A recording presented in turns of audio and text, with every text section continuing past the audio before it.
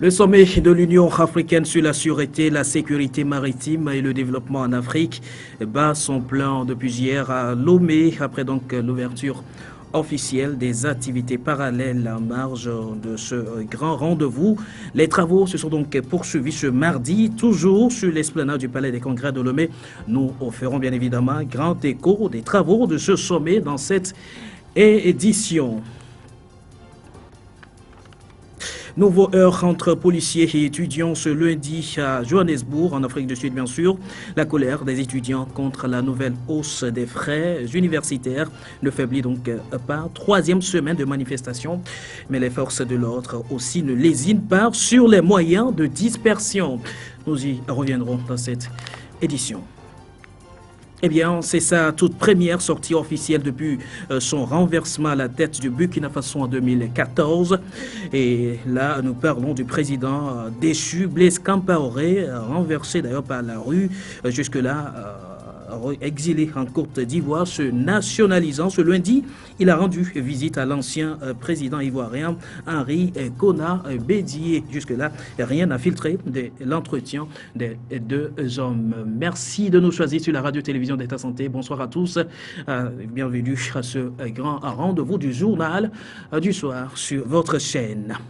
Nous le disions tantôt, deuxième journée des travaux du sommet de l'Union africaine sur la sûreté, la sécurité maritime et le développement en Afrique. Ce mardi encore, les experts venus de plusieurs pays d'Afrique et du monde ont plus plongé en profondeur sur les solutions qui permettront de lutter efficacement contre la piraterie maritime. On fait plus le point avec Daniel Adé, Mathias et Cécile. Armed pirate, is that a pirate? No. So what are we going to do about control of arms? En ce deuxième jour des travaux du sommet extraordinaire de l'Union africaine sur la sécurité et la sûreté maritime et le développement en Afrique, les délégués des différents pays de l'Union africaine se sont intéressés à la lutte contre la piraterie maritime et aux autres trafics. Il ressort de cet échange qu'il faut prendre certaines mesures drastiques pour endiguer ce phénomène. L'une des solutions, c'est de regarder la mer comme un nouveau pôle de développement économique des États africains. Premier point. Deuxième point, nous sommes confrontés à une réalité du monde actuel qui est un monde violent où il y a beaucoup de criminalité. La piraterie est une forme de criminalité nouvelle qui perturbe nos économies et compromet l'avenir de nos nations. Donc l'une des grandes choses de ce sommet de Lomé, c'est d'interpeller tous les États africains sur la nécessité de lutter ensemble contre la piraterie, mais aussi toutes les autres formes de criminalité en mer.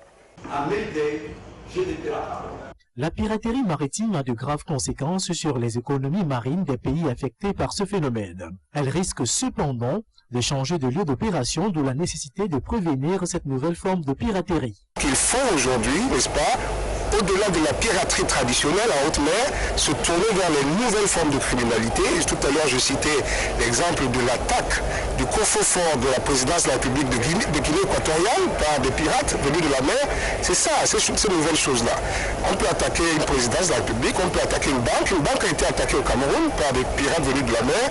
Et demain, on peut attaquer un port, n'est-ce pas, faire exploser un port. C'est très dangereux tout ça. Pour que cela soit une réussite totale, il faudrait que les différents pays d'Afrique puissent travailler ensemble en vue de définir une politique commune. Il faut coopérer, il faut créer les moyens, n'est-ce pas, d'une coopération sous-régionale, mais aussi continentale. À l'échelle sous-régionale, n'est-ce pas, vous avez le Maroc qui est présente, vous avez aussi la CEDEAO et, n'est-ce pas, d'autres institutions, n'est-ce pas, qui sont là, y compris la CEMAC d'Afrique centrale et d'autres régions. Mais l'Union africaine et la commission que je représente sont là à l'échelle, n'est-ce pas, continentale pour faire le lien, n'est-ce pas. Personne ne doit travailler dans son coin, il faut qu'il y ait une stratégie, n'est-ce pas, une coopération renforcée à l'échelle régionale, à l'échelle continentale. Bien que le phénomène de la piraterie prend des proportions inquiétantes en Afrique, certains pays ont déjà commencé à adopter certaines mesures qui devront sans doute en inspirer d'autres. L'association travaille beaucoup sur la lutte contre la drogue et la Eh bien, en ce qui concerne les mesures de lutte contre la piraterie maritime, les délégations venues bien sûr de plusieurs pays ont fait beaucoup d'ailleurs de propositions, des propositions qui ont été aussi bien l'objet des grands débats au cours des travaux. Nous retrouverons Daniel Adé et Mathias Essessi. Faut-il ou pas autoriser des gardes armés au sein des navires? La question a fait l'objet des discussions ce mardi au sommet de Lomé. Le Togo, pays hôte de ce sommet de l'Union africaine, est catégorique. Pas besoin d'opter pour cette solution qui risque d'engendrer d'autres problèmes. Ce qui nous importe, nous, c'est la sécurité de nos États. On ne sait pas, en acceptant la garde armée des bateaux, ce qui peut advenir. On a dit que l'insécurité commence à terre, mais ces armes que nous allons laisser monter dans les bateaux, s'ils se retrouvent à terre, ils remettront en péril la sécurité de nos États. Je crois qu'aujourd'hui, cette question est là, nous devons pouvoir répondre. Quelle alternative offrons-nous à notre refus d'accepter la garde armée des bateaux? C'était juste là ma contribution pour dire que le golfe de Guinée n'est pas la région la plus dangereuse au monde. Sur la base des statistiques, dire que la tendance est baissière, mais que nous devons proposer des solutions pratiques. Les autorités togolaises veulent faire de ce sommet de Lomé un rendez-vous inoubliable, raison pour laquelle elles veulent trouver définitivement une solution contre la piraterie maritime. Elle propose par ailleurs de coordonner les politiques déjà mises en place par les différents États en matière de lutte contre la piraterie. Lomé se veut être un cadre de coordination, de valorisation de toutes les initiatives existantes. Ce matin, nous avons largement évoqué le processus de Djibouti. Nous avons évoqué ce qui se passait aux Seychelles, à Madagascar. Mais nous disons dans ce cadre que même si aujourd'hui le golfe de Guinée reste une zone de préoccupation, nous réitérons l'idée selon laquelle on doit s'appuyer sur les organisations sous-régionales pour mieux coordonner la lutte contre la piraterie. La CEDEAO en Afrique de l'Ouest, la CEAC en Afrique centrale, et puis, il y a les pays de la zone SADC. L'initiative rejoint plus d'une personne. Alors je pense que ce sommet est le bienvenu, tout simplement parce qu'il faut des Africains pour réfléchir sur des problèmes africains. Le problème en Afrique, c'est que la mer, les océans, qui sont un outil de développement, ne sont pas du tout exploités et cela explique le sous-développement de l'Afrique. Il faut que nous réfléchissions pour identifier d'abord les problèmes, identifier les handicaps qui minent le développement de l'Afrique et nous les avons identifiés, c'est les problèmes de sécurité maritime. Alors le sommet de Lomé est le bienvenu parce qu'il permettra aux Africains de définir eux-mêmes la voie à suivre pour atteindre les résultats escomptés. Les travaux en vue de la signature de la charte de Lomé vont se poursuivre jusqu'au vendredi prochain. Il sera entre autres questions les jours à venir d'aborder les autres thématiques liées à la piraterie maritime. Eh bien, soulignons aussi qu'à Vertu, hier déjà, un village des partenaires s'est aussi implanté ou alors installé sur le site des travaux où des savoir-faire marins vont être donc exposés tout au long de ce sommet. On s'y rend. Alors, dans ce reportage de Brigitte Bayakassan et Mathias Essessi. Les activités parallèles en marge du sommet extraordinaire de l'Union africaine sont officiellement ouvertes depuis ce lundi sur l'esplanade du Palais des Congrès de Lomé, aménagé pour la circonstance. Après le coup d'envoi donné par le Premier ministre togolais Kossi Selong Klassou, en lieu et place du président de la République, les experts et délégations étrangères participant à ce side event ont effectué une visite guidée sur des stands où sont exposés des savoir-faire des acteurs du domaine marin. En tout, 48 stands sont ici occupés par des grandes sociétés nationales et internationales. À chaque stand, la délégation s'informe de l'esprit de l'exposition. Vous savez que le port de Lomé est un port, comme l'a dit tout à l'heure mon nouveau collègue, un port sécurisé qui fait que Lomé, le port est devenu un port refuge. Et surtout, ces dernières années, les différents équipes. Pour ces exposants partenaires, ce rendez-vous est une opportunité pour une synergie d'action en faveur des activités marines. Pour nous, c'est très important. Et puis il faut aussi bien comprendre que le continent africain, c'est le continent dans lequel la croissance promet en fait d'être la plus importante. En tout cas, les besoins en équipement et en sécurité seront les plus importants à l'aube des prochaines années. Nous, en tant qu'acteurs industriels européens en Afrique, c'est d'abord de se retrouver dans une zone complètement sécurisée, où on peut se promener et se sentir dans un environnement stable et sécurisé, ce qui est quand même extrêmement important pour des industriels et des civils que nous sommes. Ensuite, c'est aussi l'opportunité pour l'industrie de rencontrer une somme de chefs d'État, de ministres et de délégations issus de tous les pays composant l'Union africaine, et toutes ces délégations auront la possibilité d'avoir un aperçu et de connaître le système barrière. Des 54 pays que compte le continent africain, au moins 38 sont des pays côtiers, d'où l'intérêt de la problématique liée au secteur marin. Toujours au chapitre de ce sommet sur la sécurité maritime. Parlant de la sécurité maritime, alors pour quel intérêt dans le développement des pays africains et aussi des autres pays du monde? Quelle action alors mener pour réorganiser le secteur? Voilà quelques-unes des questions auxquelles un des experts nous répondait hier à l'ouverture de ce sommet. Enfin, pour moi, c'est moins une réorganisation qu'une prise de conscience des enjeux que peut nous procurer la mer. Il est bien évident que toutes nos économies africaines reposent sur la mer. À plus de 90%, toutes nos marchandises à l'import et à l'export passent par la mer. À parler de sécurité et de sûreté maritime, c'est des enjeux essentiels. Enjeux essentiels pour nous, qui recevons, qui exportons, mais aussi pour l'industrie maritime, c'est-à-dire les Européens. Donc sécuriser nos côtes, c'est essentiel. Il y a quelques mois de cela, ici à Lomé, on a parlé de sécurité maritime, de la piraterie et autres. Le Togo est doté d'une législation appropriée pour lutter contre ce fléau, mais les enjeux vraiment sont majeurs parce que tout ce qui vient par la mer, qui part par la mer, peut être intercepté par des personnes qui sont animées d'intentions qui ne sont pas vraiment louables et qui ont des moyens, qui investissent beaucoup dans cela. Maintenant, souvent on parle de piraterie, mais pour nous, les économies, non pas seulement la piraterie, mais aussi ce qu'on appelle la pêche illicite, non réglementée, la pêche INN.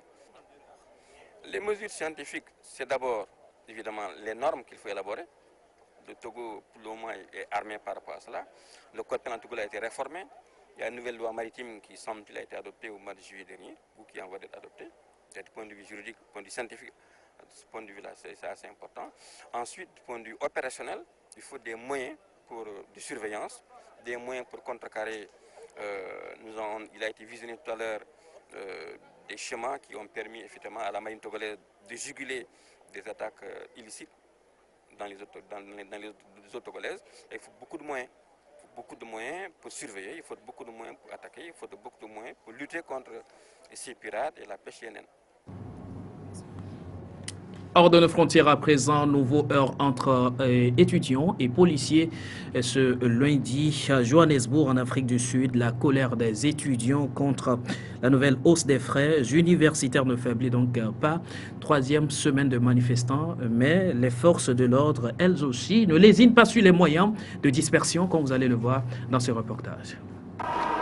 Un face-à-face qui se muscle, les étudiants sont remontés et la police est venue en force. Aux chants et slogans vont succéder les jets de pierre d'un côté, les gaz lacrymogènes de l'autre, des heurts violents éclatent, un bus s'embrase.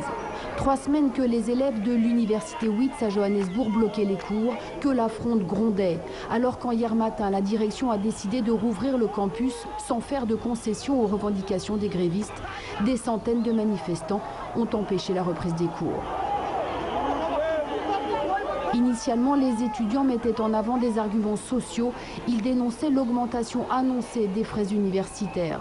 Puis la contestation est devenue plus politique. Plusieurs universités à travers le pays ont suivi le mouvement. On veut des institutions où on ne se sent pas comme un groupe minoritaire. Nous sommes la majorité. Les personnes de couleur, les personnes noires représentent la majorité en Afrique.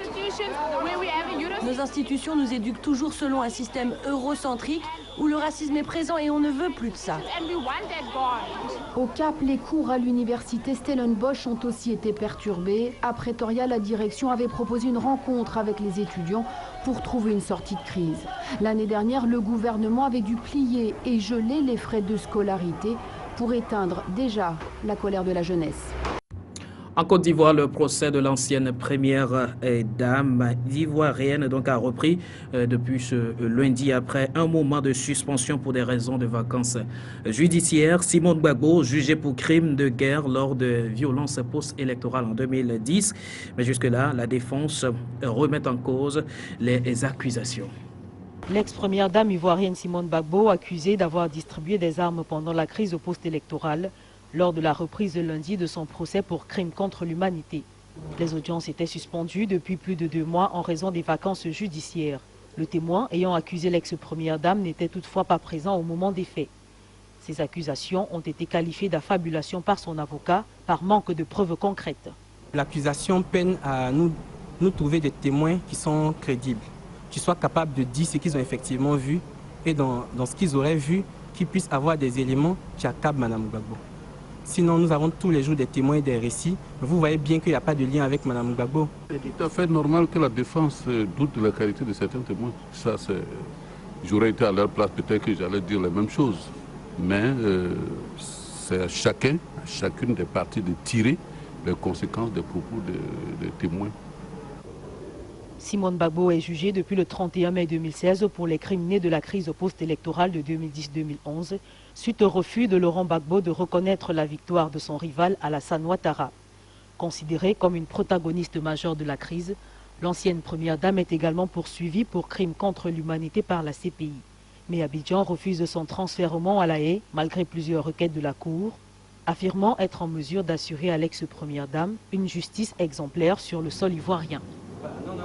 Nous restons toujours en Côte d'Ivoire pour signaler que c'est sa toute première sortie officielle depuis son renversement à la tête du Burkina Faso en 2014. Et là, nous parlons de Blaise Compaoré, le président déchu Blaise Compaoré, qui s'est donc exilé jusque-là en Côte d'Ivoire, se nationalisant ivoirien. Ce lundi, il a donc rendu une visite à l'ancien président ivoirien Henri Konan Bédié, mais rien n'a filtré de l'entretien de ces deux hommes. Première sortie officielle de Blaise Compaoré depuis son exil en Côte d'Ivoire en 2014. L'ex-président burkinabé a rendu visite lundi à l'ancien chef d'État ivoirien Henri Konan Bédié à sa résidence de Cocody à Abidjan. Rien n'a filtré de l'entretien qui a duré une demi-heure. Apparemment soumise à un devoir de réserve, l'ex numéro 1 burkinabé, naturalisé ivoirien en février, n'a pas pris la parole depuis sa destitution il y a 2 ans. Certaines sources voient dans cette rencontre une volonté de Compaoré de réaffirmer sa fidélité au président ivoirien Alassane Ouattara, dont Konan Bédié est décrit comme étant l'un des grands alliés. Blaise Compaoré vit en exil en Côte d'Ivoire depuis l'insurrection qui a mis fin à ses 27 ans au pouvoir en 2014. Il est poursuivi dans son pays pour la répression de l'insurrection ayant conduit à sa fuite, ainsi que dans le cadre du dossier de la mort de l'ancien président burkinabé Thomas Sankara, tué en 1987 lors d'un coup d'État qui le porta au pouvoir. Les Ghanéens, eux, ils vont aux urnes en décembre prochain pour les scrutins présidentiels et législatifs. À moins de 2 mois des échéances, le principal opposant au gouvernement, l'opposant Nana Akufo-Addo, monte donc au créneau et décrit le bilan économique du gouvernement sortant. Regardez. Le leader de l'opposition ghanéenne Nana Akufo-Addo s'est attaqué au bilan économique du gouvernement lors d'un meeting géant de son parti en prélude aux élections présidentielles et législatives prévues le 7 décembre prochain. Il a déclaré que le président John Mahama avait dilapidé les revenus pétroliers que le pays a amassés depuis le début de l'exploitation de l'or noir en 2010. Il a également accusé Mahama d'avoir rompu le contact avec certains partenaires économiques du Ghana depuis son arrivée au pouvoir en 2012. Nos malheurs et nos soucis ont tourmenté notre pays bien-aimé le Ghana et ont apporté un préjudice incalculable à tout le monde. Maintenant, nous ne pouvons même pas nous permettre de payer les frais de scolarité de nos enfants. En ce qui concerne l'électricité, moins on en parle et mieux c'est. Il n'y a pas d'emploi. Cette année, le Seigneur a été si bon qu'il a tracé le chemin pour nous et nous devons utiliser nos propres mains pour éliminer toutes ces difficultés. Depuis un moment, l'économie ghanéenne traverse des moments difficiles. L'inflation, le déficit budgétaire et les dettes ont fortement augmenté, tandis que la monnaie locale, le cedi, a perdu de la valeur. Le pays fait face à un effondrement des prix mondiaux des matières premières, une situation qui a conduit les autorités ghanéennes à solliciter le Fonds monétaire international en 2015 pour un prêt de 918 millions de dollars afin de rétablir la stabilité économique. Le désarroi des Haïtiens une semaine après le passage de l'ouragan Mathieu et des populations sans toit et rasées par la faim, des rescapés d'ailleurs qui attendent désespérément des secours des humanitaires dans une liesse bien sûr très alarmante comme vous allez le voir. Ils ont presque tous perdu leur logement et n'ont pas mangé depuis plusieurs jours. Une semaine après le passage de l'ouragan Mathieu, c'est désespéré que les habitants de la baie des Cailles accueillent les camions du Programme alimentaire mondial, les premiers à atteindre la zone. Les autorités nous ramènent de l'aide, mais les hommes essayent de nous empêcher de les prendre. On n'en peut plus ici, on n'a nulle part où aller, nulle part où dormir. Caille, Jérémy, Port-Salut, Port-Piment, toutes ces villes côtières ont été désenclavées et peuvent désormais théoriquement accueillir de l'aide. Mais sur le terrain, les acteurs locaux alertent les grands intermédiaires. Attention, disent-ils, à ne pas concentrer toute l'aide sur ces centres urbains de la péninsule. Faute de quoi, les habitants des collines et des villages excentrés seront obligés de descendre pour aller chercher de l'aide. Plusieurs convois humanitaires auraient d'ailleurs été bloqués par des barricades sur la route principale qui dessert le département. Il faut faire attention et ne pas mal interpréter. Je pense que la population est très angoissée. Ils n'ont reçu aucune aide pendant plusieurs jours. Alors que le nettoyage commence, les chiffres publiés au fur et à mesure donnent le tournis. Près de 200 000 personnes hébergées dans des abris provisoires, 300 écoles endommagées et selon l'ONU, au moins 1,4 million de personnes nécessitant une assistance d'urgence. Les Nations Unies qui ont lancé lundi un appel à la communauté internationale, objectif collecter 120 millions de dollars destinés à couvrir les besoins en Haïti pour les 3 prochains mois. Les plantations ont été également détruites, ce qui sous-entend que le pays va faire face à une famine assez aiguë, puisque la péninsule du Sud est considérée comme le grenier d'Haïti. Les acteurs de terrain, eux, exhortent ONU et grandes ONG à ne pas reproduire ce qu'ils appellent le fiasco de 2010. Après le tremblement de terre, une grande partie des sommes promises ou données aux grands intermédiaires n'a jamais été distribuée aux Haïtiens.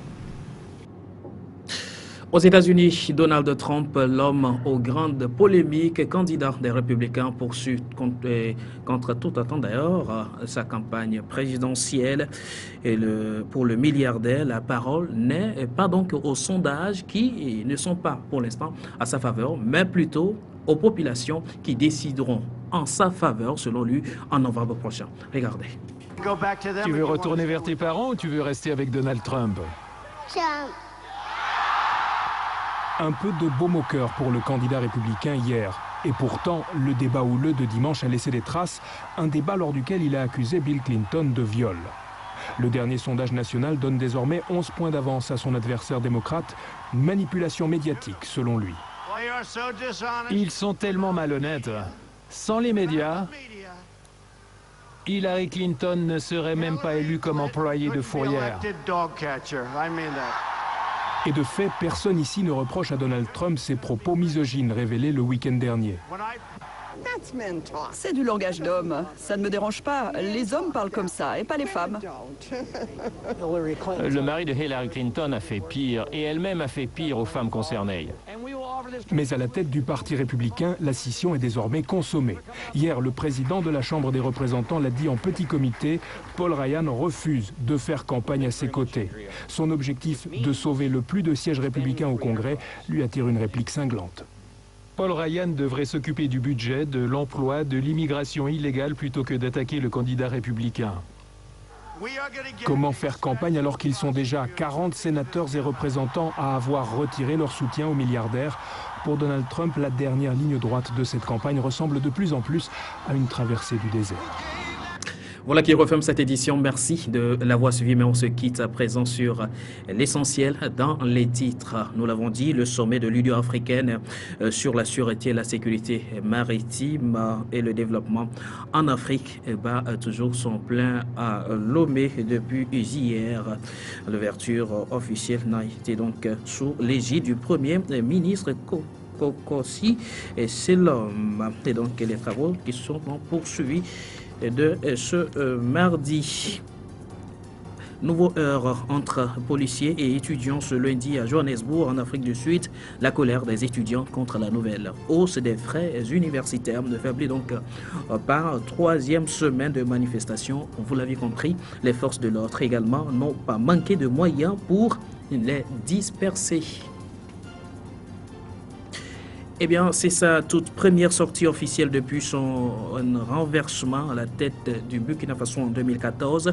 Blaise Compaoré a donc rendu une visite aujourd'hui à l'ancien président ivoirien Henri Konan Bédié dans sa résidence. Mais rien n'a filtré des discussions des deux hommes. Merci d'avoir été des nôtres. Agréable nuit à toutes et à tous.